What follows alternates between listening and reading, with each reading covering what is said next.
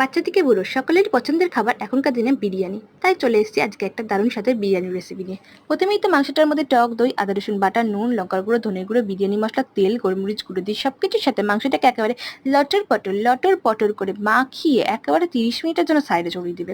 এদিকে কড়াই সাদা তেল গরম করে 2 চা চামচ ঘি দিয়ে আলুগুলোকে গরম তেলে লাল লাল করে ভেজে তুলে রাখতে হবে। দেখতে হবে আলুগুলোতে এখানে একটু সিদ্ধ হয়ে যায়। এরপর ওই তেলের মধ্যে আমি দিয়ে দেবো পেঁয়াজ কুচি। হাতে ব্যথা করলে কিন্তু চলবে না, কন্টিনিউ কিন্তু পেঁয়াজটাকে নাড়তে হবে, নইলে কিন্তু নিচে লেগে যাওয়ার ভয় আছে। আর এদিকে চালটাকে আমরা আগে থেকে ভিজিয়ে রেখে দিয়েছি। তারপর একটা বাটির মধ্যে দুধ নিয়ে তার মধ্যে হালকা করে ফুড কালার দিয়ে মিঠা আতর, গোলাপ জল, কেওড়া জল এই 3টে উপকরণ দিয়ে ভালো করে মিশিয়ে সরিয়ে রাখো। এদিকে বেরেস্তা হয়ে গেছে, বেরেস্তাটাকে তুলে নিতে হবে কড়াই থেকে। এরপর ওই তেলের মধ্যে শুকনো লঙ্কা, তেজপাতা, লবঙ্গ, দারচিনি, গোলমরিচ ফোড়ন দিয়ে ম্যারিনেট করা মাংসটাকে ঢেলে দাও। তারপরে ভালো করে নেড়ে চেড়ে হলুদ দিয়ে ঢাকা দিয়ে তেল ছাড়া পর্যন্ত কষিয়ে যাও মাংসটাকে। ভালো মতো তেল ছেড়ে আসলে আলু দিয়ে আবার একটু নেড়ে চেড়ে বেরেস্তা দিয়ে নামিয়ে নাও। এদিকে আরেকটা গ্যাস জ্বেলে জল বসিয়ে দাও ভাতের জন্য। এবার ওই জলের মধ্যে গোটা গরম মশলা দিয়ে ভিজিয়ে রাখা চালগুলোকে একদম ঢেলে দাও।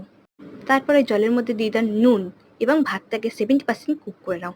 এরপর তুমি যে পাত্রে রান্না করবে সেখানে আগে করে রাখা মাংসটাকে দিয়ে দুধ, বিরিয়ানি মশলা, বেরেস্তা দিয়ে দাও। উপর দিয়ে ছড়িয়ে দাও ভাতটা এবং ভাতের উপরে আবার সেই একই প্রসেস রিপিট করো। এরপর বসিয়ে দাও 30 মিনিটের জন্য দমে। ব্যাস, এখানেই তোমার দারুণ স্বাদের একটা বিরিয়ানি কিন্তু রেডি। গরম গরম পরিবেশন করে দাও। আহা! আলু, লেগ পিস, পেঁয়াজ, লঙ্কা দিয়ে